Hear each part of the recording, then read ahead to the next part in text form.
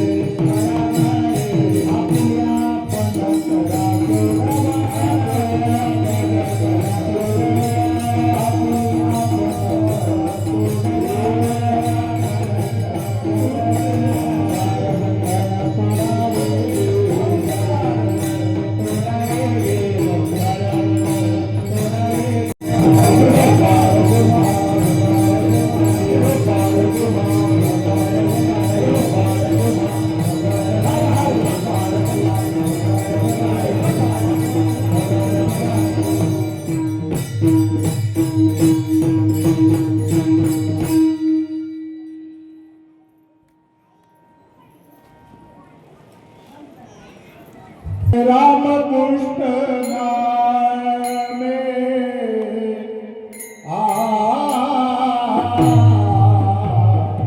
रामकृष्ण नामे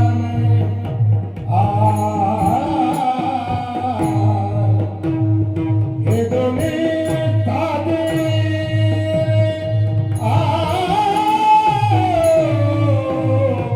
रामकृष्ण नामे राम कृष्ण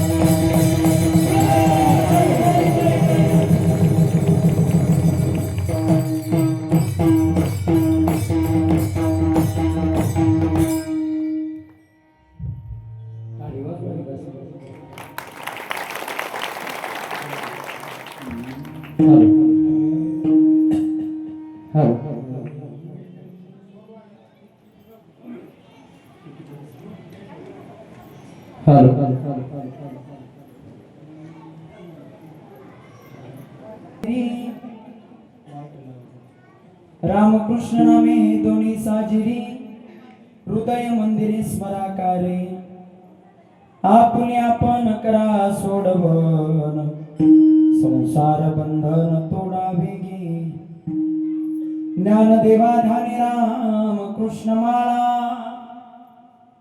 ज्ञानदेवा धाने राम कृष्ण माळा हृदये जिव्हाळा श्रीमूर्ती राया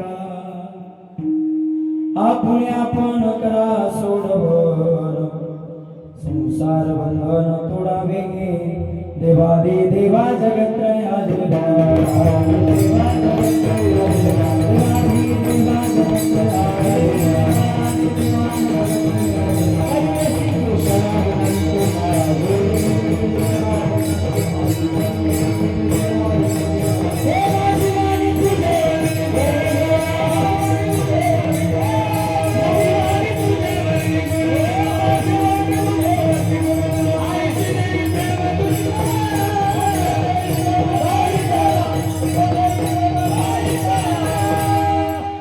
देवादी देवा जगत्रया विनंती माझी वाणी तुझे वर्णे गुणनाम ऐसे दे प्रेम काही कळा समचरण सरोजम सान्द्रनीलांबुदाभम जगणनीत पाणी मंडलम मंडनाना तरुण तुलसीमाला कंदरम कंजनेत्रम सदैव धवलहासं विठ्ठलं चिंतयामि पांडुरंगा गुरुप्रथम दुसरे चरण संताच्या त्यांचे कृपादानी कथेचा विस्तार पावाचे सद्गुरुदास तुका ओम नमो ज्ञानेश्वरा करुणाकरा दयाळा तुमचा अनुग्रह दिलो पावन झालो शिवाश्री नमो सद्गुरु तुकया ज्ञान दीपा नमो सद्गुरु सच्चिदानंद रूपा नमो सद्गुरु भक्त कल्याण मूर्ती नमो सद्गुरु भास्करा पूर्ण कीर्ती मनोजम मारुतुल्य वेगम जितेंद्रिय बुद्धिमतां वरिष्ठम वातात्मजबाणरायुत मुख्यम श्रीरामदूतम शरणं प्रपद्ये श्री संताची माता चरणावर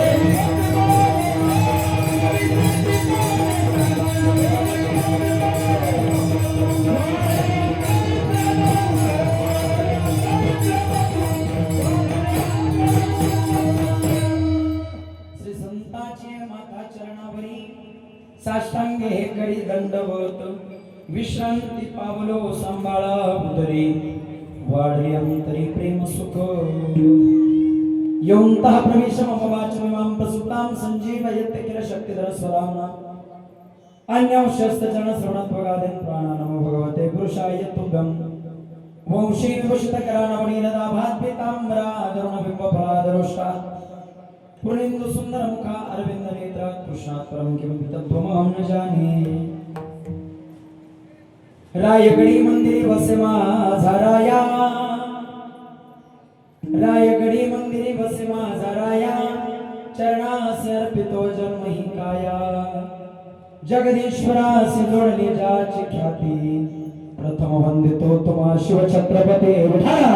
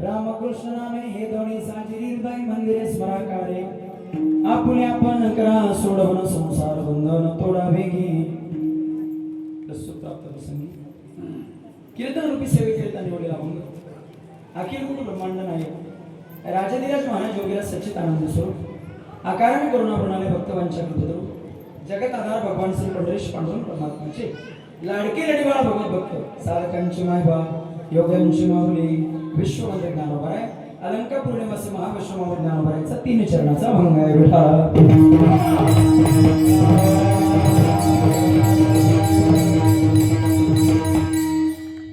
सेवेला सुरुवात करण्यापूर्वी अभंगाचा भाव तुमच्या समोर ठेवतो लक्ष देऊन ऐका बेटा सावधान ए मास्टर खेळ म्हणे केलाय इकडे बघायचं माझ्याकडे बेटा सावधान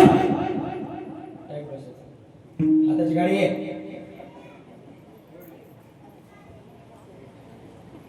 सगळे तुम्ही ठेवले माझं पोरं पोरं सगळे सगळे सगळे खाली नाही बसायची द्यायची जागा आहे चला लवकर एकदम शांत आणि फ्रेश बसा मस्त काही बंधन नाही काही काही काही जण चेहऱ्याकडे पाहिलं असं वाटतंय काही काही जण चेहऱ्याकडे पाहिलं असं वाटतं अख्ख्या मातकुळीचं दुःख त्याला एकट्याने असं बसायचं फ्रेश बसायचं टाळी वाजवायचं असं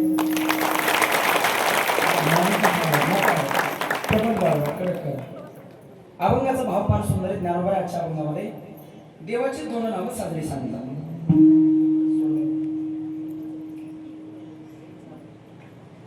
देवाची 2 नावं साजरी सांगतात कोणती कोणती रामकृष्ण नामे हे दोन्ही साजरी बोले या जगाच्या पाठीवर देवाची 2 नावं साजरी मग महाराज काय करायचं त्या साजऱ्या नावाचं बोले हृदय मंदिरे स्मराकारी तुम्ही तुमच्या हृदय मंदिरामध्ये ती स्मरायची का स्मरायची का स्मरायची त्याचं उत्तर सांगितलं अभंगाच्या 2ऱ्या चरणात बोले या संसार सागरामध्ये जन्माला आल्याच्या नंतर माणसाला जर आपली सोडवण करून घ्यायची असेल तर आपण आपली करून घ्या आपुली आपण करा सोडवण आणि सोडवण करून घ्यायची म्हणजे काय करायचं संसार बंधन तोडावे संसार नावाचं बंधन वेगानं तोडायचं एका साधकानं विचारलं ज्ञानोबर आहे रामकृष्ण देवाची नावं साजरी सांगतात हृदय मंदिरामध्ये जपायचे सांगतात संसार नावाचं बंधन तोडायचं सांगतात पण हा उपदेश फक्त आम्हालाच आहे का तुम्ही सुद्धा तुमच्या जीवनात हे अनुकरण केलं त्याचं उत्तर अभंगाच्या 3ऱ्या चरणात ज्ञानोबराय देतात बाबा हा उपदेश फक्त तुम्हाला नाही तर मी सुद्धा माझ्या ध्यानात रामकृष्ण नावाची माळा जपली.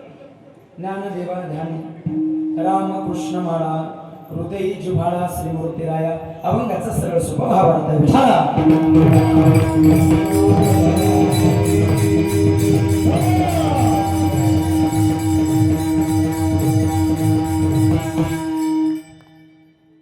सेवेला सुरुवात करण्यापूर्वी अल्पसा परिहार.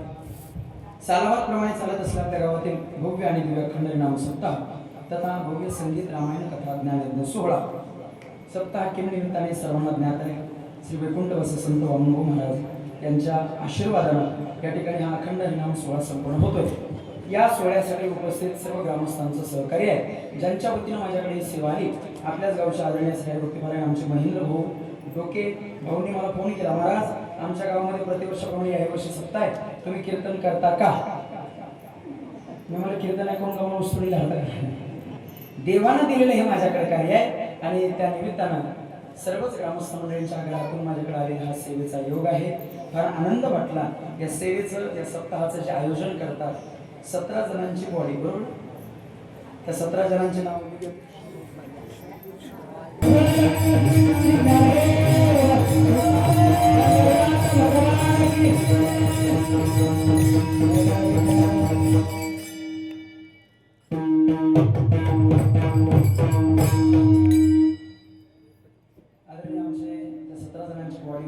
ज्यांची नाव आहेत आमचे महेंद्र भाऊ डोके, शिवाजी भाऊ डोके, संभाजी भाऊ खराडे, सागर भाऊ डोंगरे, संतोष भाऊ जरे, शरद भाऊ जरे, सिकंदर पठाण, संतोष भाऊ धोत्रे, कल्याण भाऊ आडाव, मनोज भाऊ आडाव, सुरेश भाऊ खराडे, गोकुळ भाऊ डोके, बाबासाहेब भाऊ डोके, प्रल्हाद भाऊ जरे, सुरेश भाऊ खराडे, रावसाहेब भाऊ पाटील आणि अशोक भाऊ जरे. 98-99ची 10वीची बॅच आणि त्यांनी घडून आणलेला हा सुंदर सुयोग. एकदा सर्वांनी त्यांच्यासाठी जोरदार टाळ्या. या सर्वांच्याच वतीनं माझ्याकडे आलेली ही आपल्या सप्ताहातील दुसऱ्या दिवसाची कीर्तनाची सेवा आहे. कीर्तनासाठी उपस्थित महाराष्ट्रातील सर्व दिग्गज वारकरी मंडळी या ठिकाणी उपस्थित आहेत. ज्याने आता सुंदर अशी चालवेली आदरणीय श्री भक्तिपरायण सुखदेव महाराज बाबा या ठिकाणी उपस्थित. टाळी वाजवा त्यांच्यासाठी. त्याचबरोबर त्यांच्याच पाठीमागे ज्यांनी तोलामोलाची साथ केली आदरणीय आमच्या सोबत आलेले श्री भक्तिपरायण आमचे दत्ता महाराज नखाते महाराज सुद्धा उपस्थित आहेत. एकदा त्यांच्यासाठी जोरदार टाळी वाजवा. त्याचबरोबर त्यांच्या बाजूला माहिती होती आदरणीय श्री भक्तिपरायण आमचे अर्जुन महाराज बाबांसाठी एकदा जोरदार टाळी वाजवा. त्याचबरोबर आमच्या वारकरी शिक्षण संस्थेतील सर्व तरुण मंडळी एकदा लेकरांसाठी जोरदार टाळी. दोनही मदनवादक आदरणीय इकडे आमचे श्री भक्तिपरायण बाळकृष्ण महाराजांसाठी एकदा जोरदार टाळी वाजवा. त्याचबरोबर इकडे माझ्या उजव्या हाताला आदरणीय श्री भक्तिपरायण आमचे किशोर महाराजांसाठी जोरदार टाळी. त्याचबरोबर सुंदर आमचे विनेकरी आमच्या संत जनाबाई कामापत्रा सुखबाई तिघी जणी या ठिकाणी उपस्थित आहेत. सुंदर डोक्यावरती तुळस आहे. त्याचबरोबर इकडे 2-2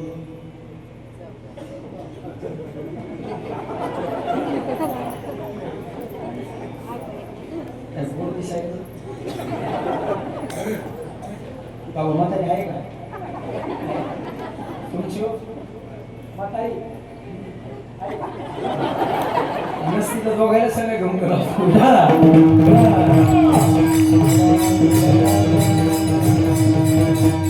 आदरणीय आमचे दोन्ही चौकदार आहेत. त्याचबरोबर सुंदर आपला साऊंड या ठिकाणी रेकॉर्डिंग करत आहेत. कीर्तनाचं रेकॉर्डिंग करणारे आमचे दोन्ही बंधू एकदा त्यांच्यासाठी जोरदार टाळी. जोर साऊंड सिस्टम आणि साऊंड सिस्टम वाल्या दादाचा सुद्धा धन्यवाद. एकदा त्यांच्यासाठी जोरदार टाळी.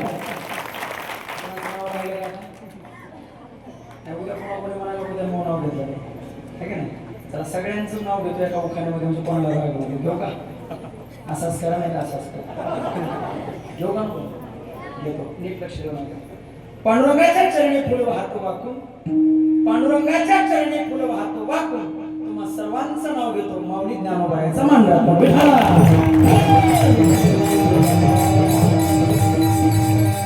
लक्ष देऊ नये का? इको पूर्ण बंद करा. ट्रबल द्या कडक करा. अभंगात ज्ञानोबारायचा आहे. ज्ञानोबाराय आजच्या अभंगामध्ये नरदेहात आलेल्या जीवाला उपदेश करतात. नवे नवे देवाची 2 नावं साजरी सांगतात. भाव फार सुंदर आहे. भाव फार सुंदर आहे. लक्ष देऊ नका. आजच्या अभंगामध्ये थोडक्यात ज्ञानोबारायने उपदेश केला. माईक बंद करा. प्रमाण करताना चालू ठेवायची. उपदेश मानवाला आहे. का मानवाला आहे? बोले या पृथ्वी तलावरती 84,00,000 योन्या आहेत. या 84,00,000 योन्यामध्ये 83,99,999 योन्या त्यांना भजन कळत. बोला भजन कळत. एकच मनुष्य देह असा आहे या देहामध्ये देवाचं भजन करता येतं. बरोबर. लक्ष देऊन बरोबर इकडे बघा माझ्याकडे. तुम्हाला गाढव माहितीये? थोडा आवाज वाढवा. थोडा आवाज वाढवा दादा. थोडा आवाज वाढवा. मॉनिटरचा आवाज आहे मला. पाठीमागचा काही करा. हॅलो. गाढव माहिती का तुम्हाला? गाढवाला किती पाय असतात? हात नसतात. हा चला. काना किती असतात? जोरात सांगायचं. काना, डोळे, नाक, म्हटलं म्हणता काय की तो हुशार आहे थोडं. ऐका. गाढव माहिती ना तुम्हाला? जर तुम्ही गाढवाच्या जवळ गेलात आणि गाढवाला जर तुम्ही म्हणलात आपल्या गावात सप्ताह चालू आहे आणि आज संतोष महाराजाचं कीर्तन आहे, चल कीर्तनाला, येतं का ते? येतं? गाढव कीर्तनाला येत? तुला सांगा. गाढव कीर्तनाला येत? गाढव कीर्तनाला येत? गाढव कीर्तनाला येत? गाढव कीर्तनाला येत? मी 4 पायाच्या गाढवा सांगलो, तुम्ही वगैरे काम अंगावर घेऊन नाही. म्हणजे गाढवाला कीर्तन कळत नाही. बोले याच देहामध्ये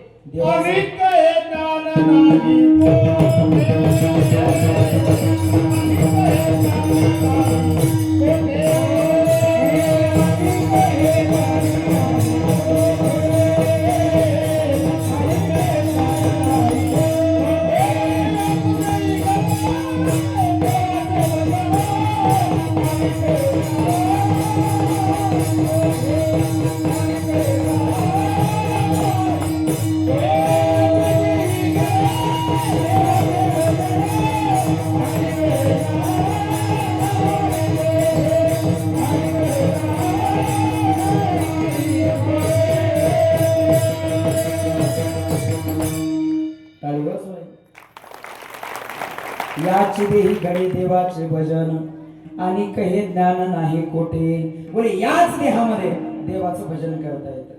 म्हणून उपदेश मानवाला आहे. चला. उपदेश करणारे कोण आहे? बोले उपदेश करणारे ज्ञानोबा आहे. मग ज्ञानोबराच्या अर्थी आपल्याला उपदेश करतात त्या अर्थी ज्ञानोबराचा अधिकार आहे का आणि ज्ञानोबराकडे ज्ञान आहे का? मुद्दा सांगतो, लक्ष देऊ नये का? बोले ज्ञानोबरा उपदेश करतात. तो उपदेश करण्यासाठी माणूस एक तर आपल्यापेक्षा ज्ञानी पाहिजे, नाही तर त्याचा आपल्यापेक्षा अधिकार मोठा पाहिजे. माझी भाषा कळते ना? कळते ना भाषा? हो. नाही काय होतं, असं म्हणतात गाव बदलले की भाषा बदलते. बरोबर आहे. गाव बदलले की बोला ना, गाव बदलले की भाषा बदलते. आता तसं जर पाहायचं झालं तर तुमचं आमचं अंतर भरपूर आहे. फार 300-350 किलोमीटर चला नाही. एवढ्या दूर आलो. आमच्या भाषेतून तुमच्या भाषेत फार फरक आहे. आमच्या भागातून तुमच्या भागात फार फरक आहे. आमच्याकडे माणसं मेल्यावर जळते.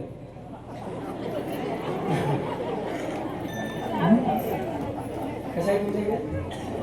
म्हणून जीव गेल्यावर मेलं काही, जीव गेलं काही, एकच मेले म्हणून चालते. ऐका, भाषेचा एक फरक असतो मला. काय मला असं म्हणतात गाव बदलले की भाषा बदलते. काय जर भाऊ त्या नांदेड भागात गेलो मी कीर्तनाला. नांदेड भागात पलीकडे भोकर साईडला कीर्तनाला गेलो. गाडीतून खाली उतरलो, बैठकीत जाऊन बसलो. कार्यकर्ते माझ्या जवळ आले. माझ्या जवळ आले. मला म्हणे, महाराज तुम्ही कधी आल्या? तुमच्याकडे आल्या कोणाला म्हणते? महिला म्हणतात ताई तुम्ही कधी, पुरुष मंडळी असेल तर दादा तुम्ही कधी आले किंवा आला. मी बैठकीत जाऊन बसलो. मला म्हणे महाराज कधी आल्या? मला आताच आल्या. आता काय म्हणू त्याला? हो त्याला काही आल्या म्हणून मला पण मी अशी पंचायत झाली. मी गडबडीत असं खाली पाहिलं, पूजी असं खाली पाहिलं. मी म्हणून मी गडबडीत घरून निघताना धोत्राच्या साडी तर नाही घातली. पंचायत होती महाराज. म्हणून अगोदर विचारलं भाषा कळते सगळ्यांना. फ्रेश बसा मस्त, काही काळजी नाही, रिलॅक्स एकदम. पण एवढे सावधान.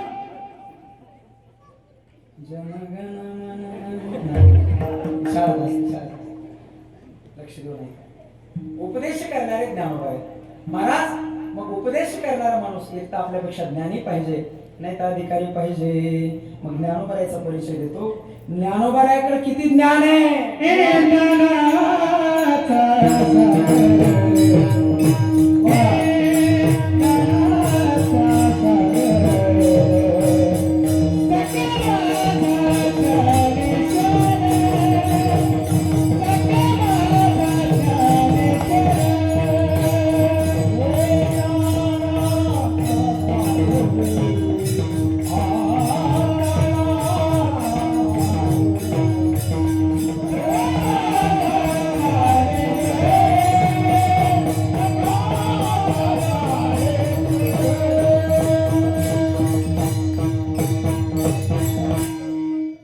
पाठीवर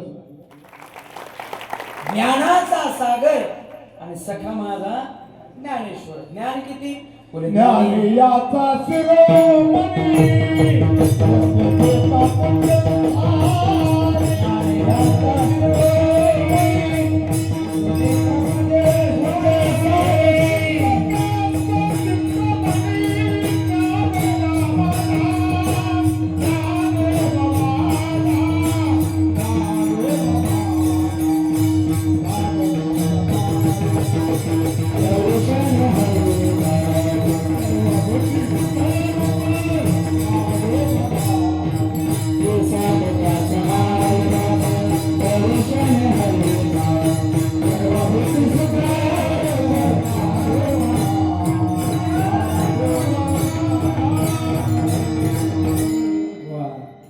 ज्ञानी आमचा शिरोमणी वंदे जो का पूज्य स्थानी चिंतकाचा चिंतामणी ज्ञानोबा माझा. ज्ञानी आमचा राजा गुरु महाराज बोले ज्ञान ज्ञानाचा सागर. आता सांगतो सागर आहे ज्ञानाचा म्हटलं ज्ञान भरपूर आहे. मुद्दा कळाला. बोले अधिकार आहे का तर ज्ञानोबरायचा अधिकार किती मोठा आहे सांगतो. भजन करा विठाला.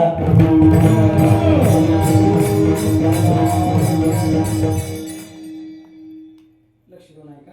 ज्ञानोबरायचा अधिकार किती मोठा आहे. बाळांनो तुम्हाला घरात कोण आवडतंय सगळ्यात जास्त. जाऊ दे तुम्ही थांबा. बरो आपली पार्टी इकडे बघा. लाजू नका तुम्ही बोली घरी वर बघा. हा तुम्हाला घरात कोण आवडतं. लाज त्या जोरात सांगायचं. कोण आवडतं. बायको. लग्न झालं नाही की काय अजून. आई आवडते का पप्पा. मम्मी का पप्पा.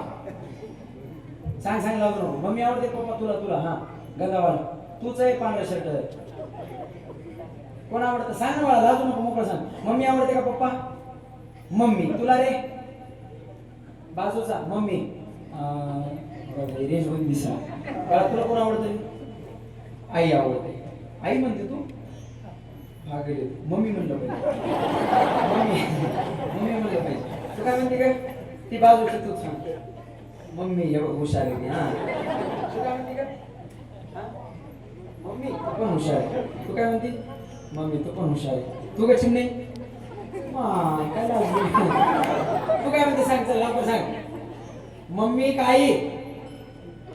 मम्मी हुशार आहे. इकडे बघा माझ्याकडे. तुला माहिती का मम्मी कशाला म्हणते. मम्मी हे मम्मीवाले लक्ष देऊ नका. मम्मीवाले मम्मी काय मम्मी. मम्मी म्हणजे मेलेलं मड. म्हणचं नाही सांगत भाऊ. मम्मी कोणाला म्हणतात माहितीये. मम्मी म्हणजे मेलेलं मड. इजिप्त नावाचा एक देश आहे. त्या देशामध्ये माणूस मेल्याच्या नंतर त्याची डेड बॉडी मेलेलं मड कॅरीबॅग मध्ये गुंडाळलं जातं. ते मड लाकडाच्या पेटीमध्ये बंद केलं जातं. सोप्या भाषेत सांगतो लाकडाच्या पेटीत ठेवलेल्या मेलेल्या मड्याला मम्मी असे म्हणतात. मम्मी म्हणजे मेलेलं. मम्मी म्हणजे मेलेलं. आजपासून मम्मी म्हणायचं. काय म्हणायचं. जोरात सांगा. अजून जोरात. एवढं जरी कळलं ना भाऊ आपल्या सत्याचं सार्थक झालं.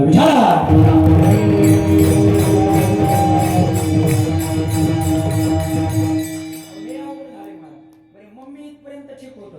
तर मम्मीचं मी शॉर्ट केलं लोकांनी. मॉम.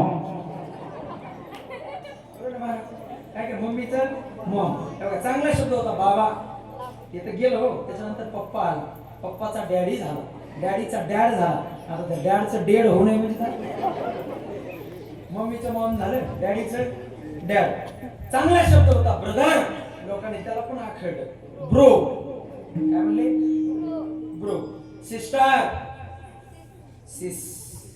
सिस्टरचं आता पटपट सांगा. मम्मीचं मॉम. डॅडीचं डॅड. ब्रदरचं ब्रो.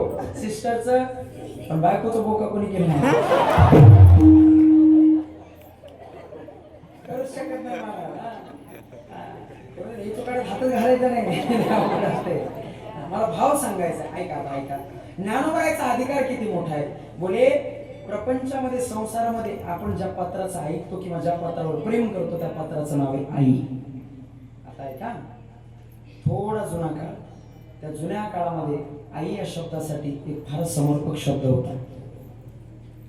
सांगता येईल कुणाला?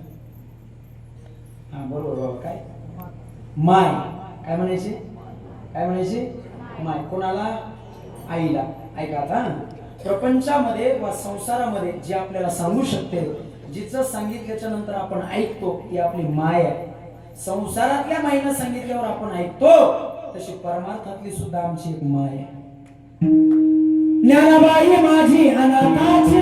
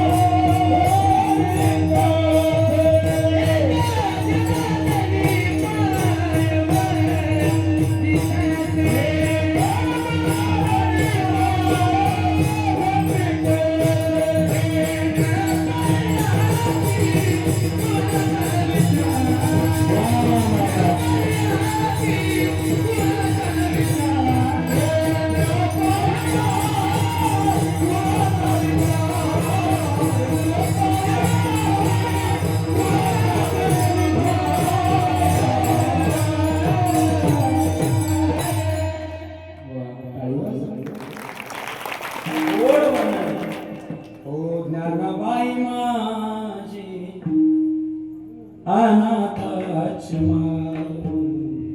याच्यातला एकच शब्द घ्यायचा आपल्याला, माय. कोणता? माय. कोणाला म्हटले? ज्ञानोबाईला. काय म्हटले? माय. ऐका ना, प्रपंचात सांगितलेल्या माईनं आपण ऐकतो, संसारात सांगितलेल्या माईनं आपण ऐकतो. वारकरी संप्रदायातल्या माईने सांगितलेलं काय ऐकू नये? संप्रदायातली माय ज्ञानोबा आहे. ती माय आज आपल्या लेकराला उपदेश करते. विचारा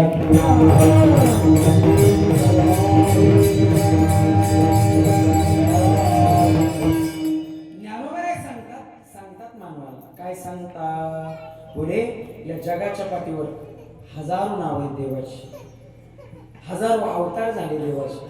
जेवढे अवतार तेवढे देवाचे नाव. मग एवढे अवतार एवढे नाव असून सुद्धा ज्ञानोबरायांनी आजच्या भागात दोनच नावं साजरी सांगितली. कोणती कोणती?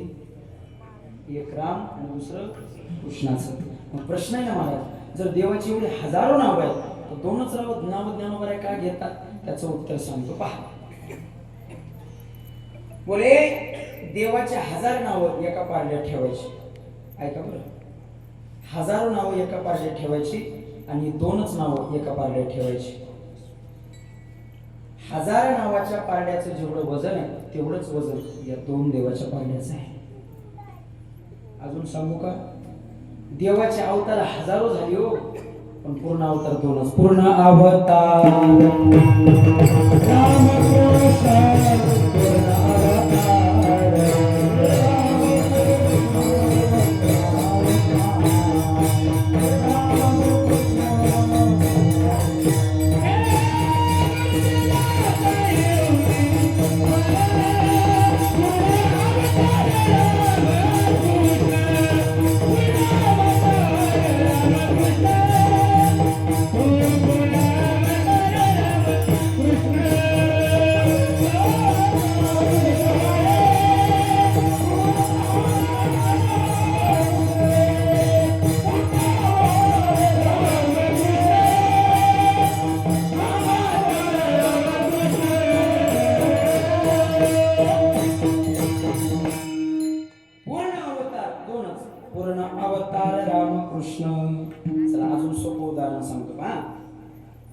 एकदा काय झालं, अकबर आणि बिरबल दोघं फिरत फिरत निघाले.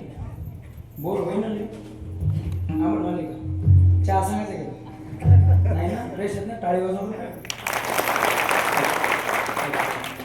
अकबर आणि बिरबल दोघं फिरत फिरत निघाले आणि जात असताना बिरबलाला एक गुलाबाचं फूल सापडलं. कशाचं?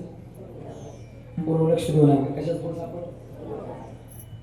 गुलाबाचं फूल सापडलं. बिरबलाने ते फूल हातात घेतलं आणि बिरबल आपल्या राजाला इम्प्रेस करण्यासाठी गेला. अकबराला गेला ना असं गुलाबाचं फूल राजाच्या हातात दिलं. म्हणजे तेव्हापासून गुलाबाचं फूल चालले. ज्याला कळालं तर धन्यवाद. तेव्हापासून गुलाबाचं फूल चाललं नाही. अकबराच्या हातात दिलं. अकबरानं पाहिलं असा सुगंध घेतला त्याचा. कशाचा? त्या फुलाचा सुगंध घेतला. सुगंध आवडला. अकबर म्हणला बिरबल कशाचं फुल आहे रे? बिरबल म्हणला महाराज फुल है गुलाब का. कशाचं आहे म्हणे? गुलाबाचं फुल आहे. अकबर म्हणला काय सुंदर सुगंध आहे, काय सुवास आहे. एक काम कर, उद्यापासून अशी रोज 1000 गुलाबाची फुलं सकाळी सकाळी मला आणून देत जाईल. कोण म्हणते? अकबर. कोणाला? बिरबलाला.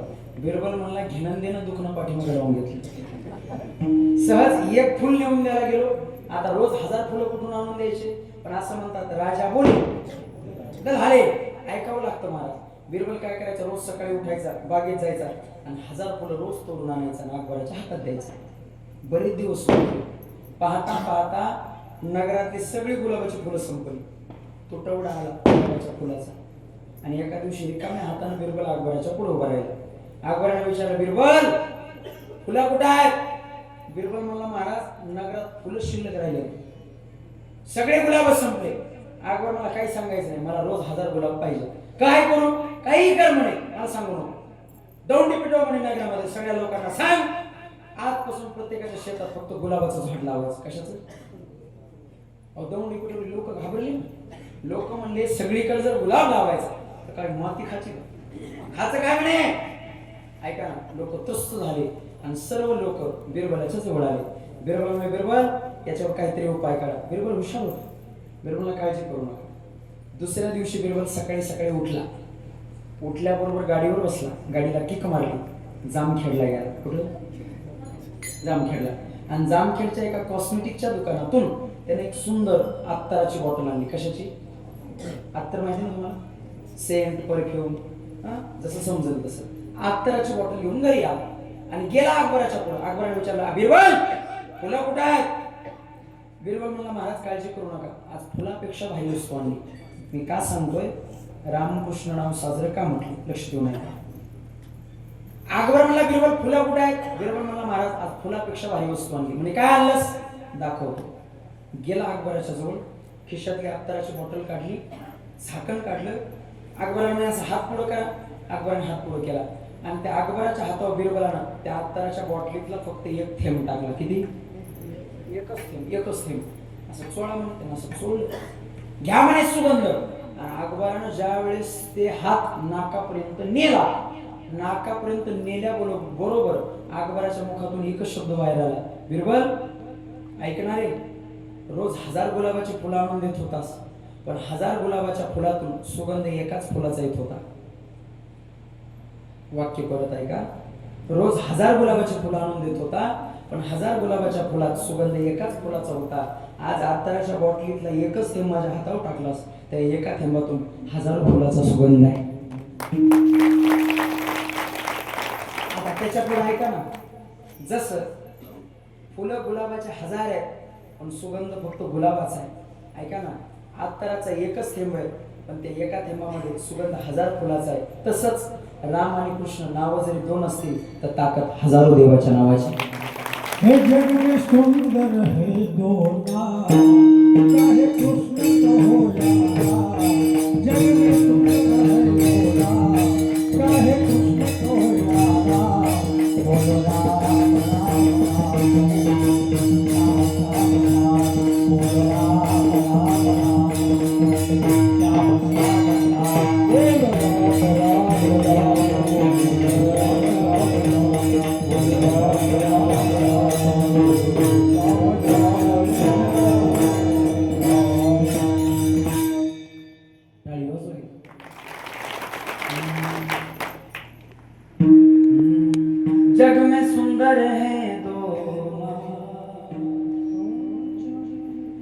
चाहे कृष्ण हो या बोलो राम राम राम बोलो श्याम श्याम श्याम. बोले दोन नाव साजरे. किती साजरे? बोले जसं आतराच्या एका थेंबामध्ये हजारो फुलाचा सुगंध आहे, तसं राम आणि कृष्ण या दोन नावामध्ये हजारो देवाच्या नावाची ताकद आहे. म्हणून राम कृष्ण नामे. चला याच्या पुढे सांगतो. रामायणातला एक प्रसंग आहे. एक 13 वर्षाची पोरगी, बापाने लग्न जमवलं आणि लग्न जमवल्याच्या नंतर लग्नाच्या आदल्या दिवशी म्हणजे हळदीच्या दिवशी पोरगी दारात आली. आणि दारात आल्याच्या नंतर तिने अंगणात येऊन पाहिलं तर अंगणामध्ये काही प्राणी पक्षी बांधले होते. त्या पोरीने विचारलं का हो, हे दारात बांधलेले पक्षी कशासाठी, प्राणी कशासाठी? त्यावेळेस त्या सेवकानं सांगितलं, शबरी पोरी, उद्या तुझं लग्न आहे आणि उद्या तुझ्या लग्नामध्ये येणाऱ्या पाहुण्यांना याच प्राण्यांचं मांस शिजवून खायला दिलं जाणार आहे. लक्ष देऊ नये. याच प्राण्यांचं मांस शिजवून खायला दिलं जाणार आहे. ज्या वेळेस हे त्या शबरीला कळालं ना, त्या पोरीला कळालं ना, रात्री 12 वाजता त्या पोरीनं घरदार सोडलं आणि ती पोरगी वनात आली. ज्या वेळेस वनात गेली, मातंग नावाचे ऋषी महात्मा साधू त्या महात्म्याच्या आश्रमात गेली. महात्म्यानं पाहिलं, विचारलं, पोरी का वनात आलीस? त्यावेळेस तिनं सांगितलं, बाबा माझ्या बापानं माझं लग्न जमवलं. मग काही नाही, इकडे पाहावं, माणसंच येत. इकडे बघा पोरं, माणसंच येत, माणसं. काय घाण सवय लागली आपल्याला. पर मान दुखूस तर काय कळतच नाही. इकडे घसा गेला मान. टाळी वाजव रे. लक्ष देऊ नका. भाव सांगतो मी, का ज्ञानोबा रामनाव साजरं म्हटलं? महात्म्याने विचारलं, पुढे वनात का आलीस? सांगितलं, बाबा माझ्या बापाने लग्न जमवलं, त्या लग्नामध्ये निष्पाप मुक्या प्राण्यांचा जीव जाणार होता. हे ज्यावेळेस मला कळालं त्यावेळेस मी घरदार सोडलं वनात आलो.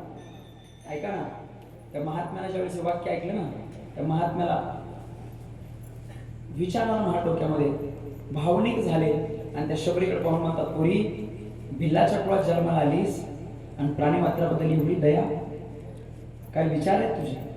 एक काम कर पोरी, 2च अक्षरे देतो तुला, त्या मंत्राचं भजन कर.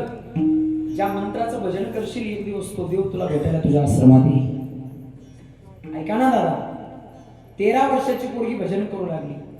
किती भजन केलं? एक भाव सांगू का? शबरीचं कुळ कोणतं होतं? बोला ना. बिल्लीचं, बरोबर. बिल्लाच्या कुळात जन्माला आलेल्या पुरीला, भिल्लाच्या कुळात जन्माला आलेल्या शबरीला कळालं की निष्पाप मुक्या प्राण्यांना मारू नये, त्यांचं मांस खाऊ नये. पण आजकालच्या हिंदूला कळत नाही, ही आपल्या धर्माची शोकांतिका आहे. विचार करायची गोष्ट आहे ना. इथं बसलेले किती जणांच्या गळ्यात माळी हातवर करा. माळकरी महिला म्हणून हातवर करायला लाजच नाही. इकडं बरेच चला, काय हरकत नाही. सप्ताह होईपर्यंत अजून 5-6 दिवस बाकी आहेत. गळ्यात माळी घालून घ्या. माळ का घालायची सांगू का तुम्हाला? का घालायची सांगू का?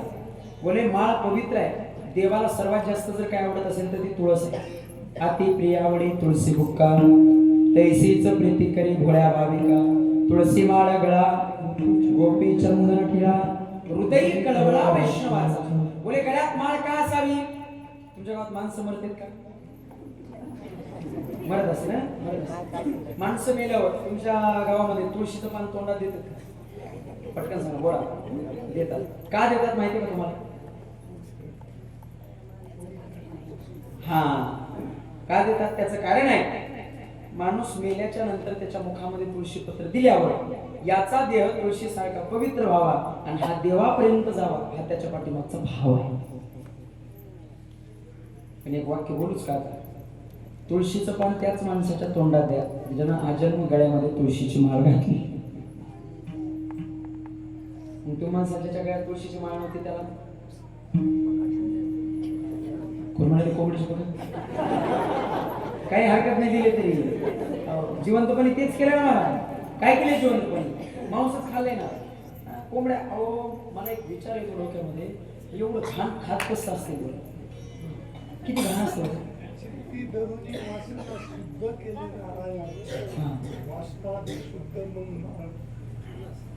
बाबासाठी टाळी वाजवली. किती धरणवासना शुद्ध केले नारायण.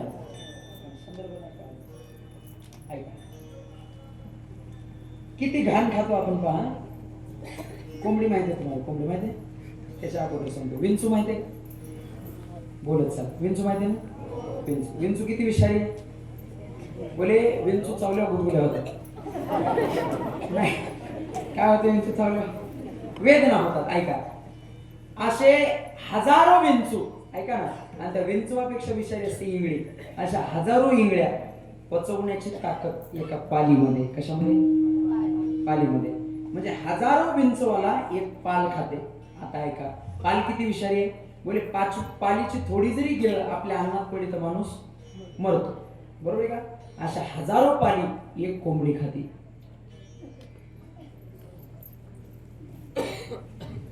कोण खाते? हजारो पाली एक कोंबडी खाते. आणि अशा हजारो कोंबड्या हे कळालं तुम्हाला? कोण खाते? माणूस खाते. अजून सांगूच का कोंबडी काय काय खाती? कळालं ना तुम्हाला? सकाळी सकाळी पोरग बसलेला असं भाई वॉक वॉक वॉक वॉक गेली. त्याच्या पुढे सांगतो दादा, सांगतो माफी मागून बोलतो. मला ऐका ना, आपल्या घरात म्हातारा असं 70-80 वर्षाचा म्हातारा सकाळी सकाळी बाहेर आणि परसात टाकावते ना, कोंबडी अशी पळतच जाते, मला गटकन गिळते. एवढं खाली येऊन काऊन बोलायला माहितीये का? सांगूच का? माफी मागून बोलतो. एवढं खाली येऊन बोलतोय त्याच्या पाठीमागे तळमळ फक्त एकच आहे, मी गळ्यात पवित्र तुळशीची माळ घालावी.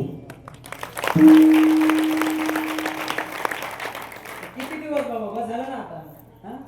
बरवे झाले आजीवरी, नाही पडिलो काळाच्या हारी, उरले ते हरी तुम्हाला समर्पण.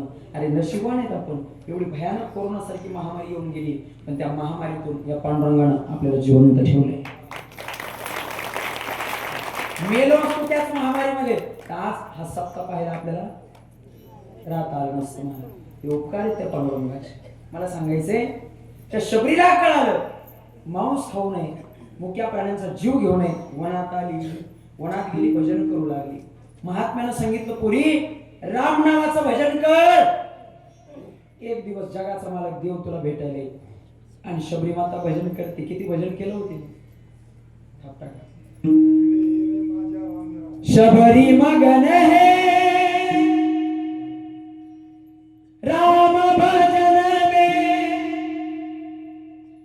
राम दरस की आस है मन में. किती भजन केलं?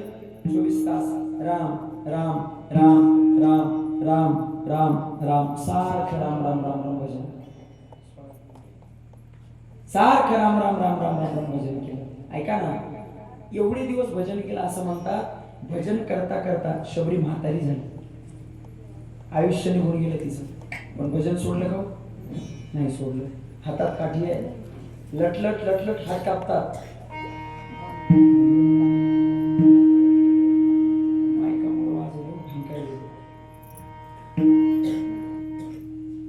म्हातारी झाली. म्हातारी हातात काठी घेतली, लटलट लटलट हात कापतायत, तोंडावर सुरकुट्या पडल्या. आणि तेवढ्यात कळमळीनं चालत जायची, बागेतून फुलं तोडून आणायची, फळं तोडून आणायची आणि रामाची वाट पाहायची. काय म्हणायची माहितीये? कब दर्शन देंगे राम परम हितकारी, कब दर्शन देंगे राम दीन हितकारी, रसता देखत शबरी की उमर गई सारी, रसता देखत शबरी की उमर गई सारी. रामा रामा रटते रटते बीती रे उमरिया, रघुकुल नंदन कब आओगे, रघुकुल नंदन कब आओगे, बेलनी की डगरिया. रामा रामा रटते रटते आयुष्य गेलं तिचं भजन करता करता. आणि ऐका, एक दिवस तिचं पुण्य फळाला आलं आणि जगाचा मालक मर्यादा पुरुषोत्तम राम तिला भेटण्यासाठी आश्रमात आले. आता भाव बघा, सगळ्यांना कथा ज्ञात आहे. देव आल्याच्या नंतर शबरीनं देवाला खायला काय दिलं? बोला पाठवून काय दिलं? बोरं दिली. कशी होती? गोष्टी होती. पहा, एक द्रोण रामाच्या हातात आहे, एक द्रोण लक्ष्मणाच्या हातात आहे. राम प्रभूनं पाहिलं उष्टी बोरं होती. जगाच्या मालकाने एक एक एक बोर उचलावं तोंडात टाकावं. माझ्या देवानं पाहिलं नाही बोरं उष्टी आहेत का, कोण खाल्लेली आहेत. थोडे तुका म्हणे भक्ती पुढे, वा वा.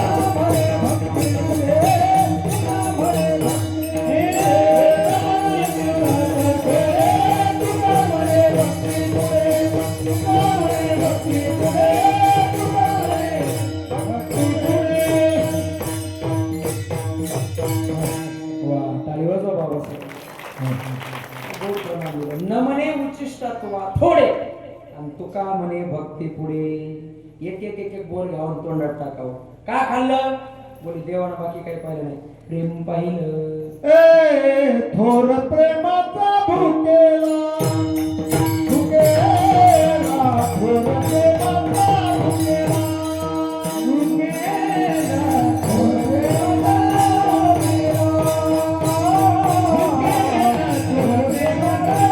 भुकेला,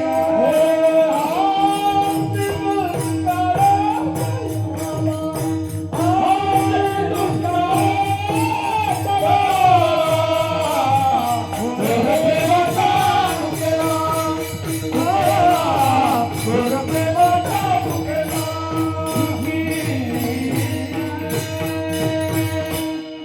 थोर प्रेमाचा भुकेला हाची दुष्काळ तयार. देवानं बोरं घेतली खाली. लक्ष्मणाच्या हातात असं द्रोण होतं. लक्ष्मणानं पाहिलं, म्हणे उष्टी आहेत. बोले हा. कोणाची? बोले शबरीची. ऐका ना, लक्ष्मण ज्यावेळेस द्रोणाकडे पाहिलं ना, लक्ष्मणानं अगोदर द्रोणाकडे पाहिलं, मग शबरीकडे पाहिलं. त्या काळात कोलगेट होतं का, ब्रश. शबरीचे दात किती पांढरे असते. ऐका ना, उष्टी बोर आहे ते ज्यावेळेस लक्ष्मणाला कळालं, लक्ष्मणानं ते द्रोण असं हातात घेतलं आणि हातातलं द्रोण दोघांची नजर चुकवली, रामाची आणि शबरीची, आणि पाठीमागं फेकलं. बोरं खाल्ली का? नाही. आता पुढे चला. का ज्ञानोबा रामनाव साजरं म्हणतात? भाव सांगतो ऐका. ज्या वेळेस लक्ष्मणाला शक्ती लागली, शक्ती लागल्याच्या नंतर हनुमंतराय गेले, द्रोणागिरी घेऊन आले. द्रोणागिरी आणला, संजीवनी काढली, लक्ष्मण जिवंत झाले. लक्ष्मण उठल्याच्या नंतर रामप्रभूने लक्ष्मणाकडे पाहिलं आणि जगाचा मालक आपल्या भावाकडे पाहून ढसा ढसा रडत होता. ज्या वेळेस लक्ष्मणाला विचारलं, दादा का रडताय हो, रडण्याचं कारण काय? त्यावेळेस रामप्रभू सांगतात, लक्ष्मण तुला माहिती का आज तू कुणामुळे जिवंत आहे? बोले हो दादा. कुणामुळे? बोले हनुमंतामुळे.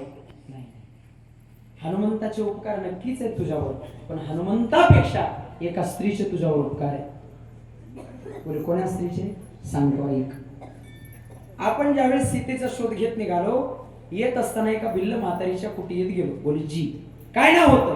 बोले शबरी. आठवतं का तुला? तिनं आपल्याला खाण्यासाठी बोराचा द्रोण दिला होता. बोले हा. तू बोरं खाल्ली नव्हती, द्रोण पाठीमागं फेकला होता. लक्ष्मण म्हणला, दादा सगळं खरंय, पण मला सांगा त्या शबरीचा, त्या द्रोणाचा आणि माझ्या जिवंत असण्याचा काय संबंध आहे? रामप्रभूने आपल्या भावाकडे पाहिलं. रामप्रभू म्हणजे लक्ष्मण आज जर तू जिवंत असशील तर फक्त आणि फक्त त्या शबरीमुळे. कारण काय? एका वाक्यात रामप्रभू सांगतात. भाकड कथा नाही सांगत, तुलसी रामायणात तुळशीदासाने याच्यासाठी दोहा दिला. रामप्रभू सांगतात, लक्ष्मण हातातलं द्रोण पाठीमागे फेकलंस, त्या द्रोणाचा द्रोणागिरी झाला. ऐकले? आणि त्याची बोरं होती ना उष्टी, त्या बोरापासून संजीवनी नामक वृक्ष तयार झाले आणि त्या वृक्षाच्या बळावर आज तो जिवंत आहे. ऐका ना दादा, माझा दृष्टांत संपला. पटकन सांगा, लक्ष्मण कोणाचा अवतार आहे? म्हणजे लक्ष्मण कोण आहे? देव आहे. लक्ष्मण अवतार शेषाचा. रामप्रभू तर स्वतः जगाचा मालक आहे. ऐका, अखंड पृथ्वी ज्याच्या सत्तेनं चालते, विश्व ज्याच्या सत्तेनं चालते त्याला राम म्हणतात, आणि अखंड पृथ्वी ज्याच्या मस्तकावर त्याला शेष म्हणतात. या शेषाला जिवंत केलं एका सामान्य स्त्रीच्या बोरापासून तयार झालेल्या वृक्षानं. पटकन सांगा मला, वृक्ष कोणाच्या बोराचे होते? शबरीच्या. शबरीनं असं काय केलं होतं की तिच्या बोरात एवढं सामर्थ्य आलं? काय केलं होतं? रामनामाचं भजन, अरे राम नावाचं भजन केल्यानंतर एक सामान्य बिल्लाच्या कुळात जन्माला आलेली पोरगी देवाला जिवंत बनवू शकते, एवढं सामर्थ्य राम नावाच्या भजनात आहे. मग ज्ञानोबरायांनी का म्हणू नये? रामकृष्ण नामे हिंदुनी साधेया,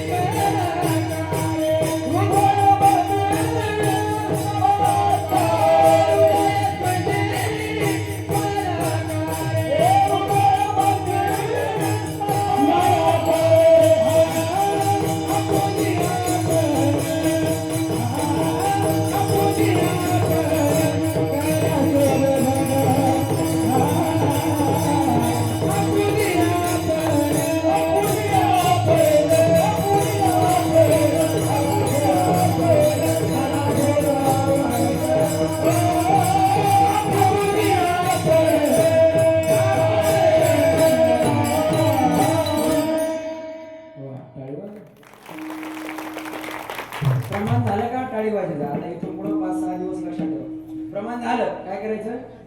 टाळी वाजण्याचे बरेच फायदे असतात बाबा. टाळी वाजल्यावर माणसाला झोप येत नाही. बरोबर, टाळी वाजल्यावर झोप येत का माहितीये का? आपलं ब्लड सर्क्युलेशन व्यवस्थित चालतं, रक्त प्रसार व्यवस्थित होतो, ते झाल्यावर झोप येत नाही. हा, मला माहिती आहे लोकांना टीव्ही पुढे 4 तास झोप लागत नाही, पण कीर्तनात बसल्यावर झोप येते.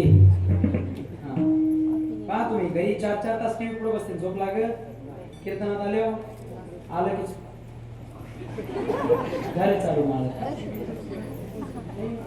ज्याला कीर्तनात झोप येते का, इकडे ऐका, ज्याला कीर्तनात झोप येते का त्याने असं समजायचं अजून आपलं पाप भरपूर शिल्लक आहे. विनोद नाही मला.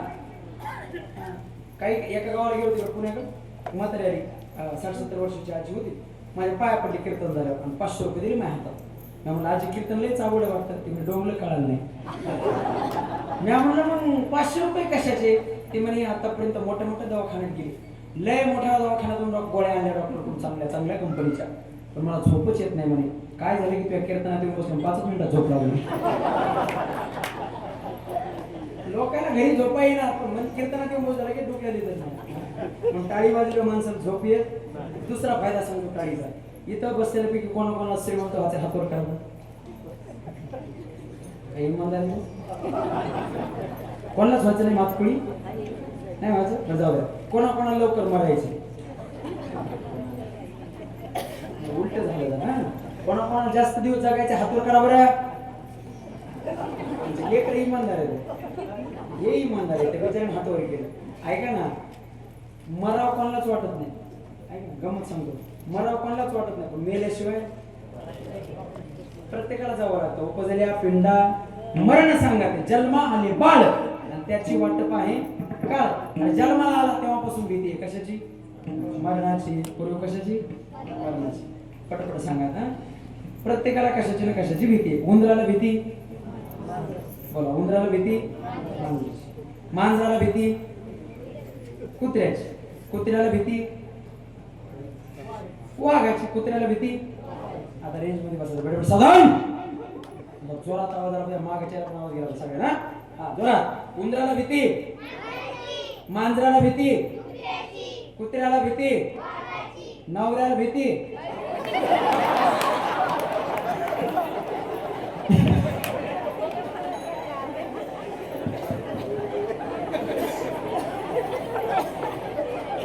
आता जाऊ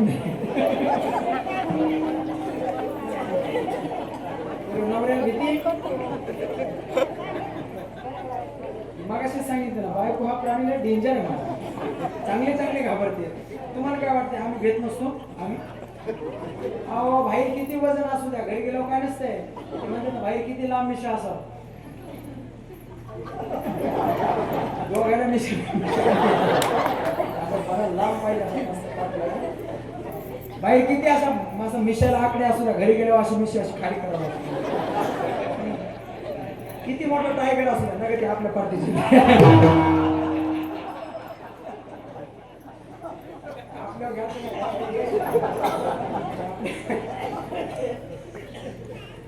आपल्या पार्टीची माणसं बाहेर किती असा बिबट्या असू द्या घरी गेलो गोक असू दे. आणि आम्ही आता एवढं बाहेर थाट आहे आमचा एवढं वजन आहे घरी गेलो काही चलत नाही ऐकत नाहीत आमच्याकडे. तुम्हाला आमच्याकडे पाहायला वाटतं महाराजाचं लेबर असेल काही नाही जसं का तुम्ही तसे आम्ही का बसा आम्ही बाकी काही नाही जसं तुमचं तसंच आमचं हां. बघा तुम्ही इथं बसले खरं खरं सांगा इमानदारी इथं बसला असं कोणता माणूस बायको भेट नाही हातवर का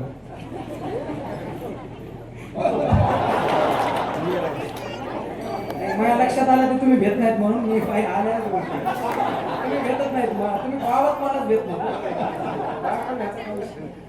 पाठीमाग बसलेले की हाय कोणी हात वर करा हात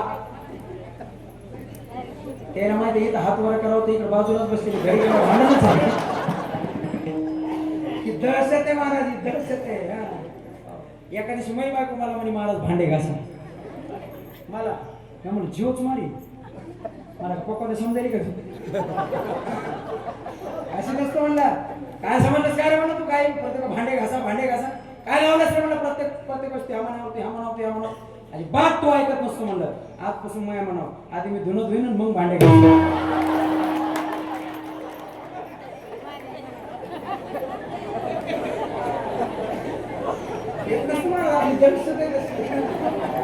घाबरत नाही आपण कोणला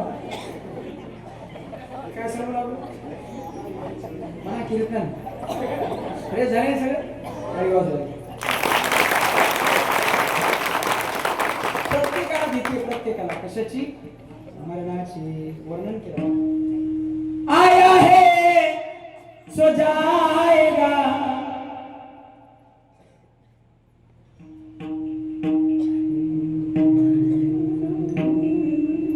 आया है सो जाएगा राजा रंग का फकीर वो कोई सिंहासन चढ़ गया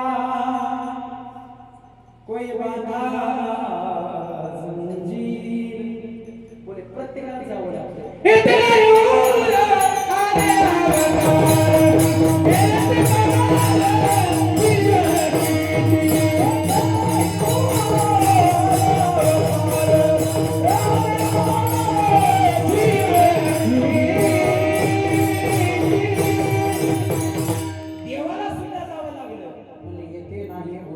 आले अवतार येरते पामर जीव किती बोले कथा कीर्तनात टाळी वाजवल्याच्या नंतर माणसाचं मरण टळतं कायमचं नाही टळत थोडे दिवस का होईना वाढून भेटतात कारण कोणाला किती दिवस ठेवायचे कोणाला किती श्रीमंत करायचं कोणाच्या हातात आहे पांडुरंगाच्या त्याच्या कीर्तनात जर टाळी वाजवली तो प्रसन्न झाला थोडंफार 2-3 वर्षाचं जरी वाढून गेलं ऐका ना 2-3 वर्षाचं जरी वाढून गेलं बराच धुरा करता येतो म्हणून कथा कीर्तनात टाळी वाजवली पाहिजे हा त्याचा फायदा आहे. विचारा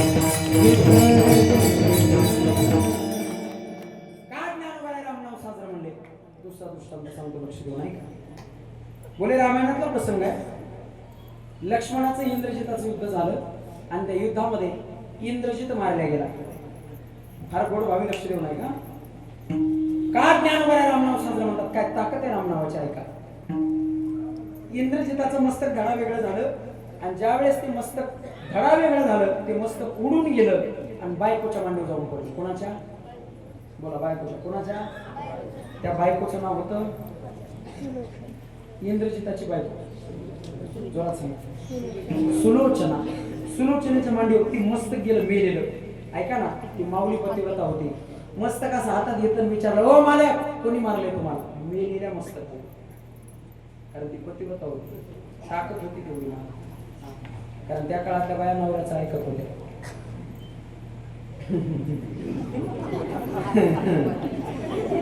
कसं आहे तुमच्या इथे मग कुणी ऐकता का नाही इथले ऐकतात मी आमच्याकडचं सांगतो आमच्याकडच्या बाया ऐकत नाही जुन्या काळात नवरा बायकोला सांगत होता, आता बायको नवऱ्याला सांगत.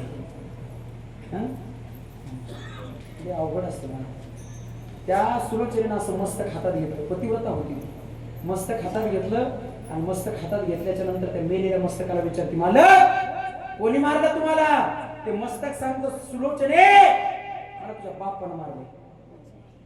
पुन्हा आणि मारलंच होतं, कारण सुलोचना ही शेषाची पोरगी, शेषाचा अवतार म्हणजे लक्ष्मण आहे. बापानं मारलं. ऐका ना दादा, काही ताकद होती हो त्या पतिव्रतेची. जुन्या काळात अशा काही पतिव्रता झाल्या. मायमुलं तुमच्यासाठी सांगतो, ऐका, तुमची ताकद साधारण नाही. तुम्ही जर ठरवलं ना काही करू शकता. आमच्या भारतात एक अशी पतिव्रता झाली महाराज, एक अशी पतिव्रता झाली, तिचं नाव होतं शांडिल्य. 6 महिने तिनं सूर्याला एका जागेवर थांबले होते. तुका म्हणे पतिव्रता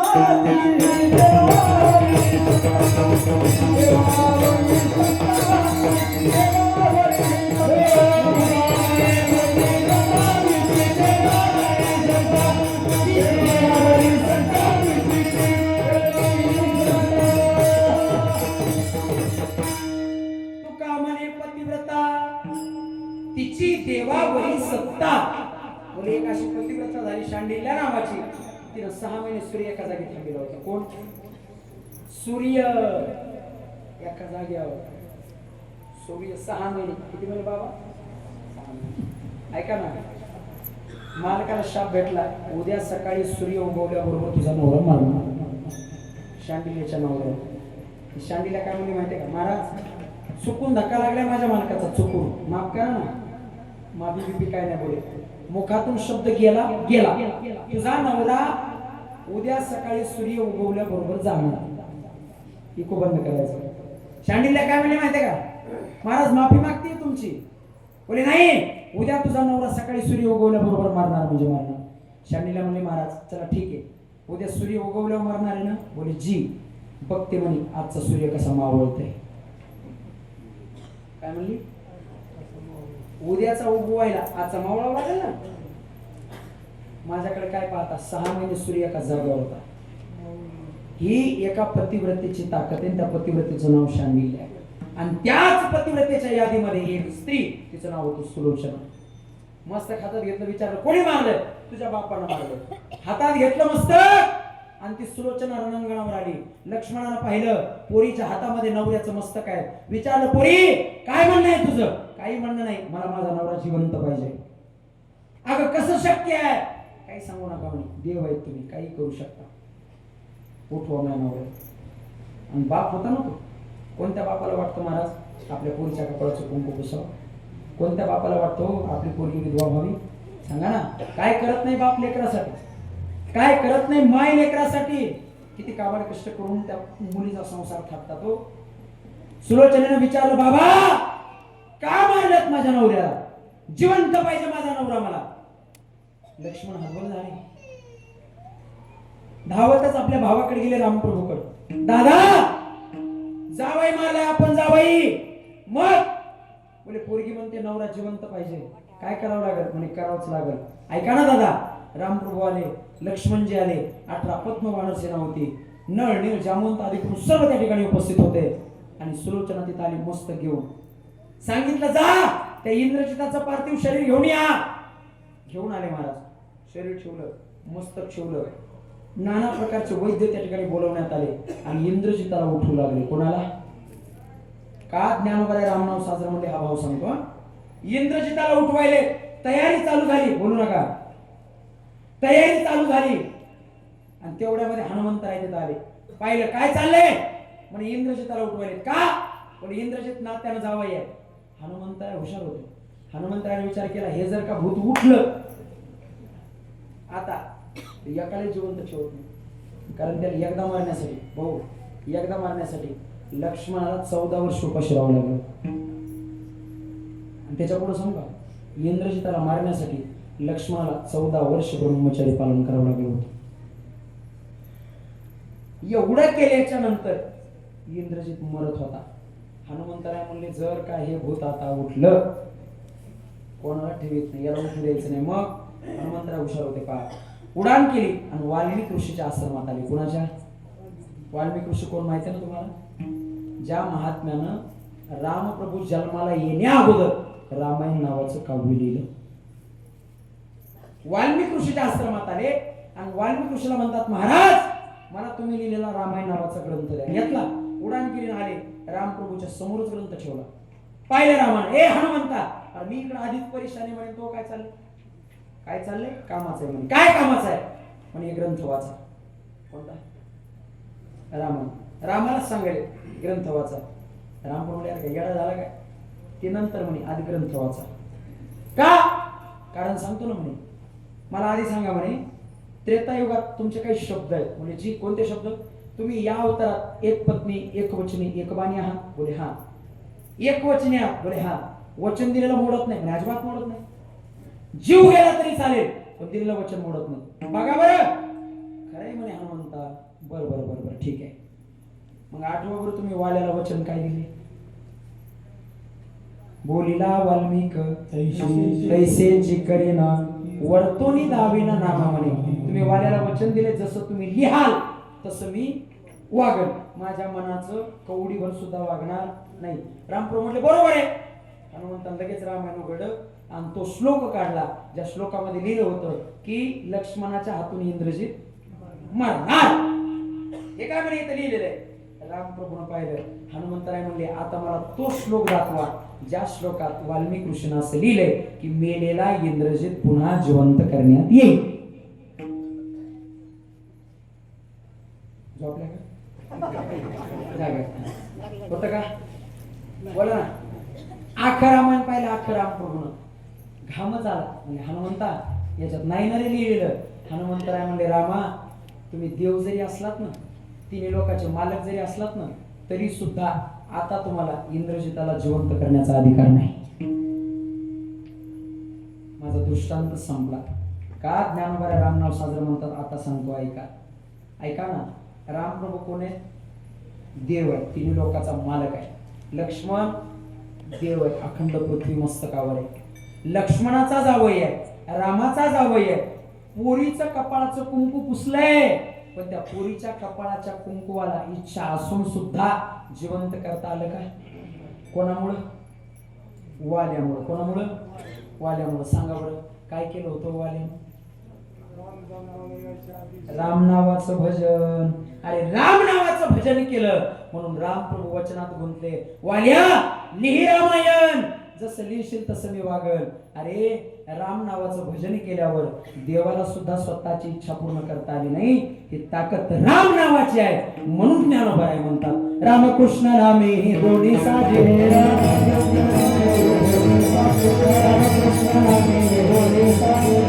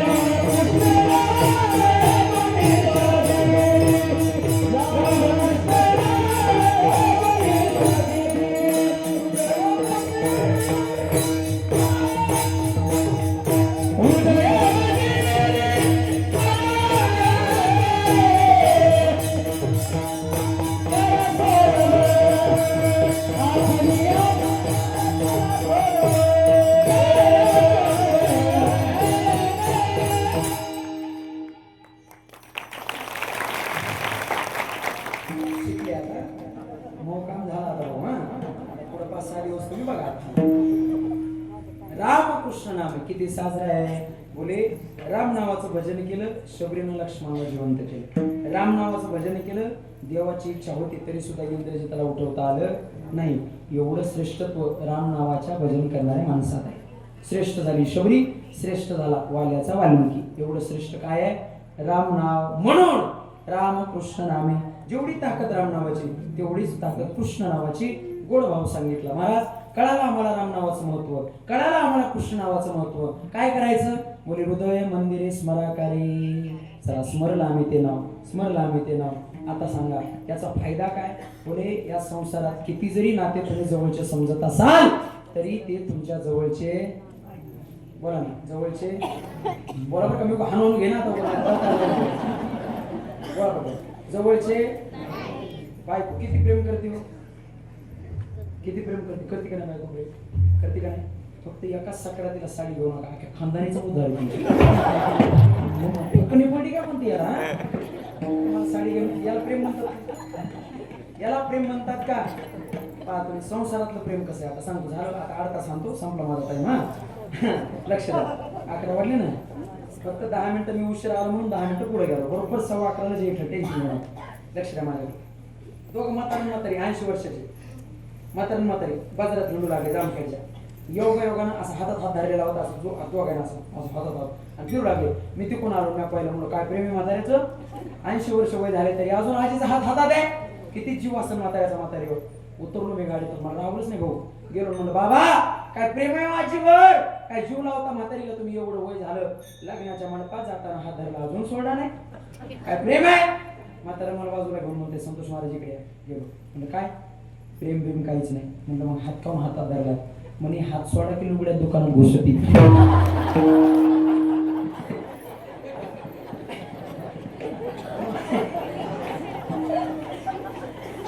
कसं आहे याला प्रेम म्हणता येईल का? चला संसारातलं प्रेम सांगतो. साथी है मित्र गंध के जल बिंदु पान, अर्धांगिनी पड़ेगी केवल भगवान, परिवार के सब लोग चलेंगे स्मशान तक, और बेटा भी हक निभाएगा तो केवल अग्निदाग तक. साथी हे मित्र गंध के. साथी म्हणजे मित्र कुठपर्यंत आहे? जोपर्यंत माणसाला पाणी पाजत नाही तोपर्यंत. चला अर्धांगिनी म्हणजे बायको बोले फक्त चौकटीपर्यंत आहे, मेल्यावर. त्याच्या पुढं परिवारातले लोक पुढे काहीच नाही, फक्त स्मशानभूमीपर्यंत. आणि त्याच्या पुढचं ऐका ना, ज्या पोराला जन्म दिलाय ते पोरग काढी लावून देते. और बेटा भी हक निभाएगा तो केवल अग्निदाग तक. मग महाराज काय करायचं? काहीच करायचं नाही. काय करायचं ते सांगतो. इससे तो आगे भजन ही है साथी, हरि के भजन बिना अकेला रहेगा. राम राम बोल रे, कृष्ण कृष्ण बोल,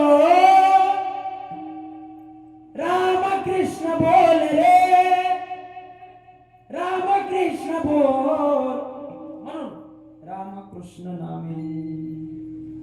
काय करायचं महाराज? ते सोबत नाहीत ना, मग काहीच करू नका. आपुली आपण करा सोडून आपला आपण बघा. संसार बंधन तोडावी. साधक म्हटला ज्ञानोबा आहे, लय उपदेश केला तुम्ही, पण हा उपदेश फक्त आम्हालाच आहे का? होय, लोका सांगे ब्रह्मज्ञान आपण कोरडे पाषाण म्हणजे अजिबात नाही. अगोदर माझ्या ध्यानात ज्ञान देवा ध्यानी राम कृष्ण माळा, हृदय जिव्हाळा श्रीमूर्ती राया. आपुली आपण करा सोडवण, संसार बंधन तोडावे. गेविलो पार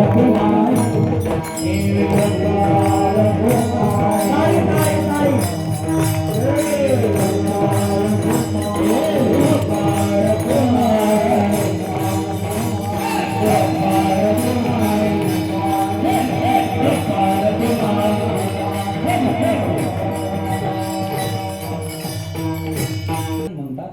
3 तासाचा असतो त्याला पिक्चर म्हणतात, आणि रातभर असतो त्याला जागरण गोंधळ बी असते ना, तमाशा. बरं तमाशा आठवला तुम्हाला, जागर बी असते ना रात्री.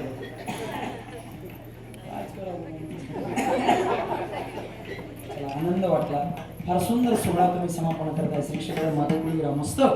आणि आनंद या गोष्टीचा आहे की तुमच्या गावामध्ये कीर्तनाला लहान लहान लेकरं पुढे बसलेले, त्यांच्यासाठी एकदा जोरदार टाळ्या. कारण मोबाईलच्या जमान्यामध्ये हे लेकरं कीर्तनात बसले, हे त्यांचे उपकार आहेत आपल्याला. कारण पहा, माणसं कीर्तनात बसल्यावर सुद्धा मोबाईल सोडत नाही सोडत. काही असं हातातच असते. मला सामान्यवाले विषय काढू असं हातातच असते. असं 2 तास. अरे कमीत कमी कीर्तनात तरी 1-1 तास सोडा. कोणावर बोलत बोलत गल्ली निघालं, त्याला वाटलं मोच घर आलं, त्याचं घर म्हणून दुसऱ्याचं घरात घुसलं. आहे का ना? ती गेलं दुसऱ्याच्या घरात. ती बाई तरी कुठे ध्यानावर होती, ती पाहू लागली वाटसा. तिला वाटलं मग वाटणावर आलं, गेलं पाणी त्याला. जवळ गेलो पाहती, रॉंग नंबर लागला. पागल झाले लोक त्या मोबाईलचे कारण मी सांगतो तुम्हाला. आता उगाच झालं, एकच मिनिट घेतो पहा. आता काल पुन्हा मला एका जणाचा फोन आला, शेवटचा आहे, लक्ष देऊ नका, 5G. बरोबर, सावधान. पटकन आहे का, कानावडी ठेवून आहे. काल पुन्हा मला एका जणाचा फोन आला, मी फोन उचलला. हॅलो, बोला, कोण बोलतंय? मला संतोष महाराज पवार. त्यानं फोन कट केला. दुसऱ्या दिवशी पुन्हा त्याच नंबरवर फोन. हॅलो, कोण बोलतंय? मला संतोष महाराज. त्यानं कट केला.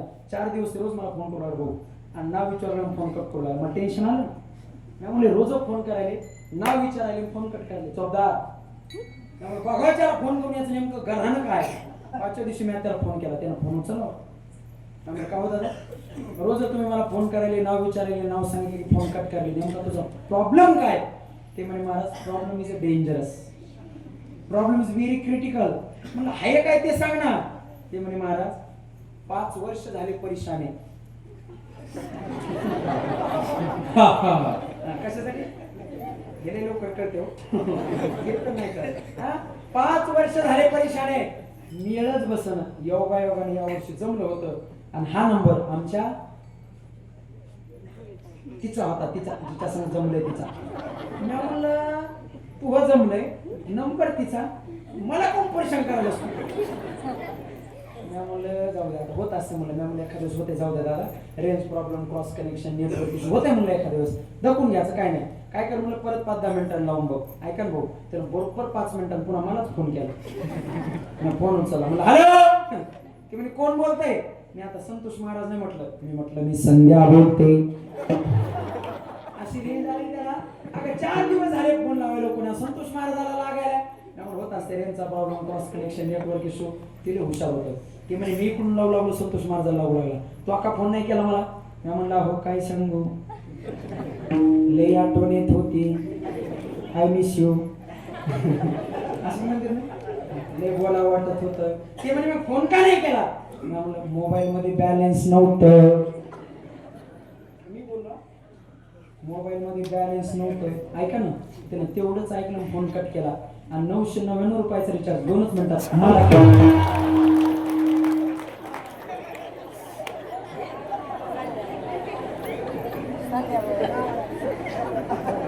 रिचार्ज केला, मला फोन लावला. हॅलो म्हणलं, बोलो, कोण बोलतंय? म्हणजे संतोष महाराज. कस काय? म्हणजे रेंजचा प्रॉब्लेम. मोबाईल वापरणं सोडून दिलं मला.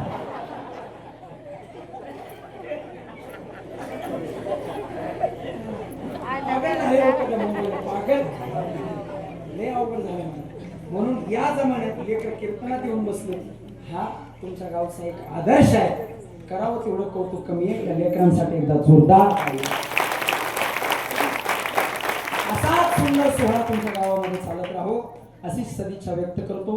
फार दूरचा प्रवास होता, 250-300 किलोमीटरचा प्रवास. त्या ठिकाणी अंतर पार करून दुपारी कथा करून घसा पूर्ण जाम झालेला आहे. पण तरी सुद्धा वामन भाऊच्या आशीर्वादाने या ठिकाणी सेवा करण्याचं सौभाग्य प्राप्त झालं.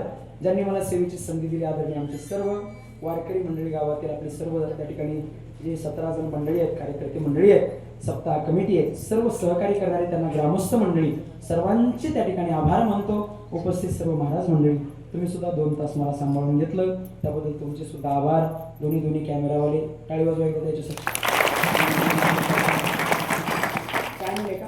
हो. नाही ना, तुमचं चॅनल नाव आहे. आता हे कीर्तन त्याच्या चॅनलला पडणार आहे. आपण घरी गेल्यावर मोबाईल काढा आणि चॅनल सर्च करा, कृपा वामन भाऊची, आणि नुसतं सर्च करू नका, त्याच्या चॅनलला सबस्क्राईब करा, बेल आयकॉनचं बटन दाबा, आणि घंटीचं बटन दाबायला विसरू नका. म्हणून सर्वांनी त्यांनाही सपोर्ट करा. दोन्ही बरंग वाजत टाळी वाजवायला, जोर साऊंड सिस्टम, गोड भाऊसाठी टाळी वाजवायला. आपण कोणाच वाईट म्हणत नाही महाराज. त्याचा आपला का धुऱ्या काय एका घंट्याचा समज आहे. माहिती त्याला द्यायची नाही, द्यायची मला करायची नाही. कोणाला वाईट म्हणायचं नाही, काही समज व्हायचं होतं काय आहे का, बोलत आहे का,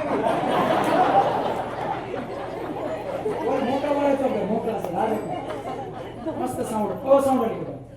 एका गावाला मी असंच कौतुक केलं साऊंड वाले. बिचारा कीर्तन झाल्यावर माझ्या जवळ आलं, पाया पडून हिरवी गार 500ची नोट देते त्यांना.